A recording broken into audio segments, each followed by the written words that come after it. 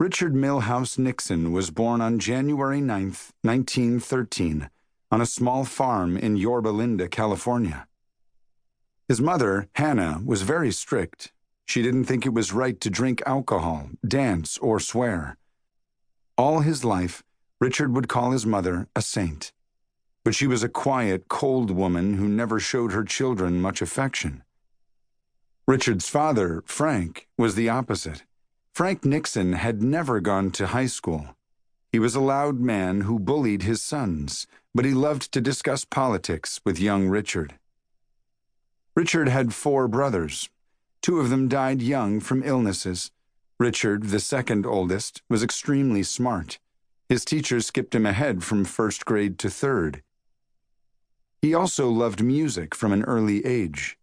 He took piano and violin lessons, and he later learned to play the clarinet, saxophone, and accordion.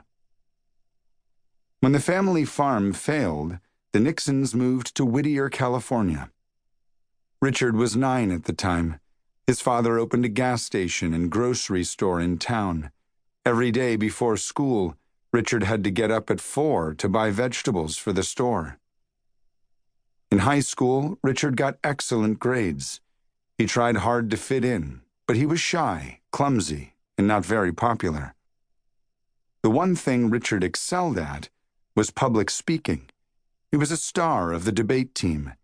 In a debate, 2 people take opposing sides in discussing an important issue. He also had a part in the school play. After high school, Richard was accepted at one of the best colleges in the country, Harvard University, but his family couldn't afford it, so Richard stayed home and attended Whittier College instead. The students from the richest families belonged to a club called the Franklin Society. When Richard tried to join it, the Franklins rejected him. Hurt by being snubbed, Richard formed his own club. In those days, black students were almost never accepted in clubs run by white students, but Richard's club made sure everyone was welcome. After graduation, Richard got a full scholarship to attend Duke University's School of Law in North Carolina. The beautiful buildings on campus looked like castles to him. He didn't live in a fancy dorm, though. He lived in a shack with no heat and no bathroom. Richard had to work hard in law school, and he graduated in the top of his class. Nevertheless, when he went to New York City to apply for a job, all the best law firms turned him down. Why? He hadn't gone to an Ivy League school, like Harvard or Yale. Once again, Richard was being snubbed. He never got over how it felt to be rejected by one group and then another. In 1937, Richard went home to Whittier and fell into a slump. Now what?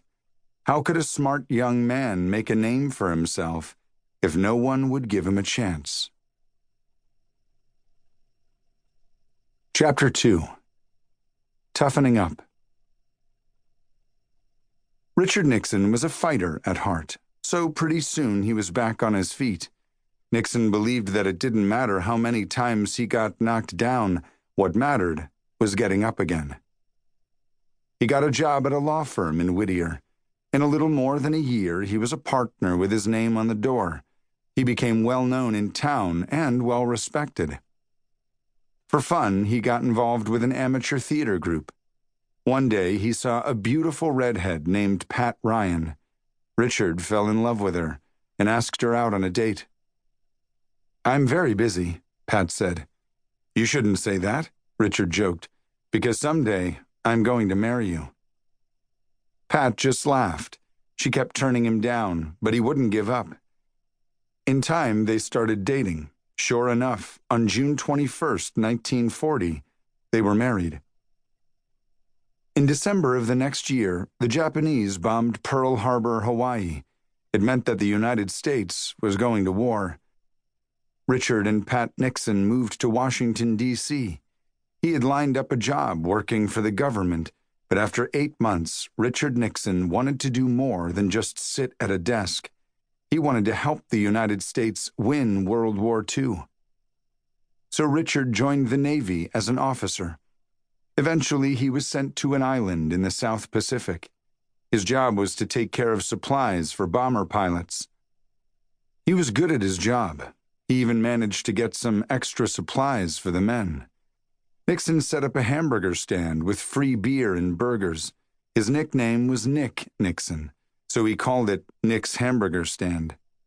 Later, Richard would be called Dick by all who knew him.